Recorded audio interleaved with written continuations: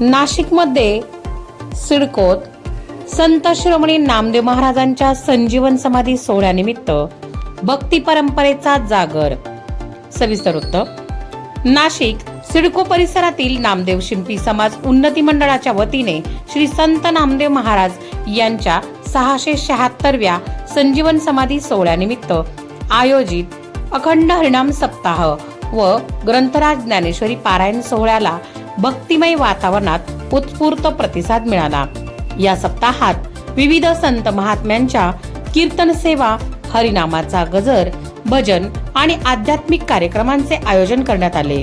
ज्ञानेश्वरी पारायणाच्या माध्यमातून भक्तांना आध्यात्मिक विचारांची आणि संत परंपरेची अनुभूती मिळाली. या सोहळ्याचे आणखी एक वैशिष्ट्य म्हणजे समाजातील महिला व मुलांसाठी विविध गुणदर्शन आणि सांस्कृतिक स्पर्धांचे आयोजन करण्यात आले. महिला भगिनींनी पारंपरिक नऊवारी साडी परिधान करून सुंदर सादरीकरण केले, तर दिंडीमध्ये महिलांनी विविध देवी देवतांची रूपे तसेच नवदुर्गांच्या वेशभूषेत सहभागी होत भक्तिमय वातावरणात रंग भरला. स्पर्धांमधील विजेत्यांना बक्षिसे देऊन त्यांच्या कलागुणांना प्रोत्साहन देण्यात आले.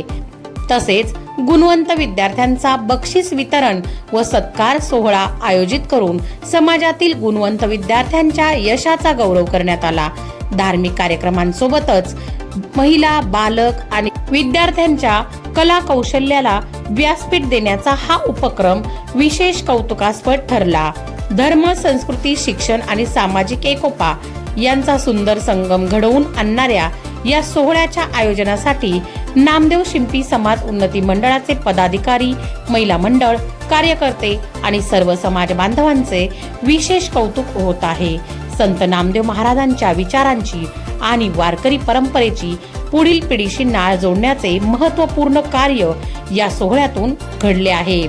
शौर्य रणरागिणी न्यूज साठी गायत्री लचके, मुख्य संपादिका.